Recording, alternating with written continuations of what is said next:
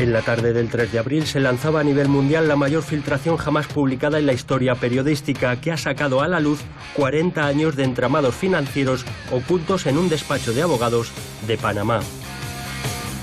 Los papeles de Panamá son 11 millones de documentos internos del despacho de abogados panameños Mossack Fonseca, que nos ofrecen una mirada absolutamente exclusiva sobre el mundo de los paraísos fiscales y de las sociedades offshore. Toda esa información luego va a ser un efecto viral, es decir, va a haber muchísimas datos que van a llamar a otros datos, que se van a poder contrastar, es decir, esa playa de datos que se ha generado ahora se va a multiplicar muchísimas veces, probablemente en estos próximos meses. Nosotros estamos analizando toda la información que aparece en los distintos medios de comunicación y hemos abierto ya una investigación en profundidad para, con todos los medios legales que tenemos a nuestro alcance, pues realizar las actuaciones que tengamos que hacer con independencia de a quién afecten estas actuaciones. Más de 200.000 sociedades offshore, entre cuyos titulares se encuentran hasta 12 jefes de Estado o primeros ministros, cientos de políticos, miles de empresarios y funcionarios de todas las naciones, incluidas las economías comunistas, podrían ser apenas la punta del iceberg de esa gran trama global que vive oculta en los paraísos fiscales de todo el mundo.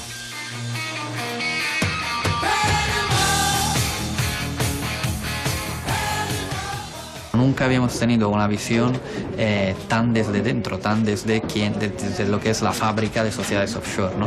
Además, viendo este mundo desde dentro, nos hemos dado cuenta de que hay jefes de Estado actuales y pasados, primeros ministros, políticos, entonces que no es algo que los paraísos fiscales no son algo que utilizan solo los 4 corruptos de los que hemos escuchado hablar, sino que es una maquinaria extendida a nivel mundial y a nivel global. No por casualidad, pero sí de forma colateral, la gran filtración de los llamados papeles de Panamá tiene su origen en una investigación previa propiciada por un diario alemán en el caso Commerzbank. Se lleva a cabo una redada en el Commerzbank, que es el segundo banco de Alemania, porque se identifican cuentas de ciudadanos alemanes en Luxemburgo utilizando sociedades creadas por Mossack Fonseca. Entonces, eso era solo el germen de la información. Cuando hacemos un análisis jurídico de lo que han sido y están siendo los papeles de Panamá, saber si esas pruebas se han obtenido de manera lícita, porque en el caso de que de ellas se dedujeran procedimientos sancionadores, para poder ser utilizadas como pruebas verdaderamente en un proceso, tendrán que ser obtenidas con garantías. Las garantías formales son fundamentales en un Estado de Derecho, y España lo es. Nosotros somos una firma de casi 40 años de existencia.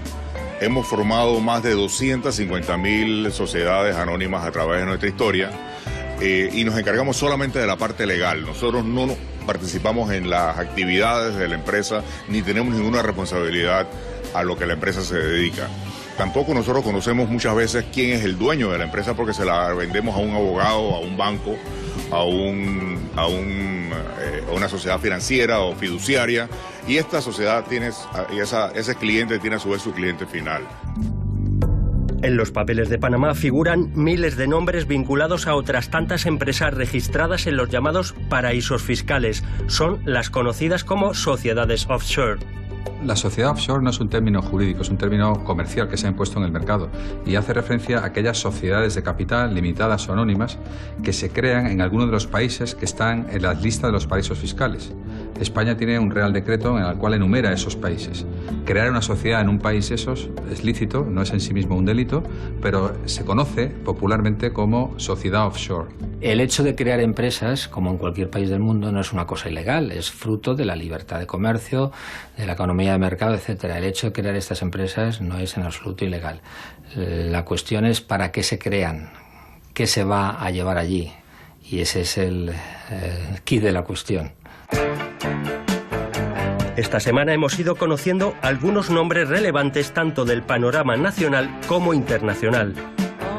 En España, la infanta Pilar de Borbón ha reconocido ser titular de una sociedad entre 1974 y 2014, de la que, según su testimonio, estaba al corriente con Hacienda.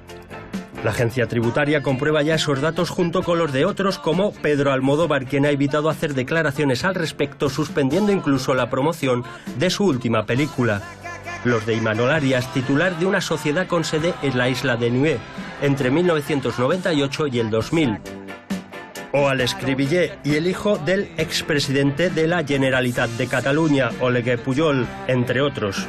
A través del modelo 720 podremos analizar todas las implicaciones que tienen los diferentes contribuyentes que se puedan ver afectados, incluso terceras personas que tuvieran vinculación con ellos, y me gustaría destacar el potencial de la información que tenemos a través del modelo 720 precisamente para realizar todas las actuaciones que tengamos que hacer en estos momentos. Y también me gustaría destacar que este modelo, precisamente, y esta información la tenemos como consecuencia de la ley antifraude del año 2012 y que no la teníamos antes.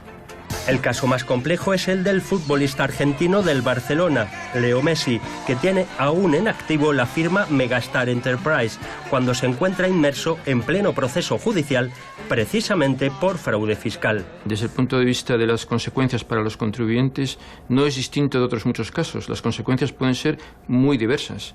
Imagínese, por ejemplo, que un contribuyente de los que estamos hablando estos bienes o derechos que tiene en el exterior los tuviese declarado en el 720 y las rentas declaradas en sus bases imponibles de los respectivos impuestos. Pues no tendría ningún problema. O supongamos un contribuyente que esos bienes y derechos en el exterior no están declarados y que además no declara, por supuesto, las rentas derivadas de esos bienes y derechos en sus bases imponibles de los respectivos impuestos, y que tiene un dolo, una intencionalidad clara, y que además tiene una cuota defraudada por encima de los 120.000 euros por periodo impositivo. Pues presuntamente podría ser un presunto delincuente fiscal y podría acabar ante los tribunales. No obstante, desde el Ministerio de Hacienda recuerdan que muchos de los españoles que aparecen en los papeles de Panamá podrían haber regularizado su situación fiscal en 2013. En aquel momento, 192.000 contribuyentes y empresas españolas en el exterior se pusieron al día con Hacienda. En la interminable lista internacional destacan personalidades tan importantes como el ya dimitido primer ministro de Islandia, tras conocerse que ocultó 4 millones de euros en las Islas Vírgenes. El premier británico David Cameron, el presidente ruso Vladimir Putin o el argentino Macri, además del presidente de China y prácticamente la cúpula del Partido Comunista Chino al completo. Con los principales dirigentes de la UEFA, Platini e Infantino implicados, el mundo del fútbol también aparece en unos papeles de Panamá que abarcan todo el orbe, desde Egipto, Andorra o Corea del Norte, hasta el régimen de Maduro y Chávez en Venezuela. En mayo se publicarán las bases de datos al completo, pero con ello no acabará la investigación, que más bien parece no ha hecho más que empezar.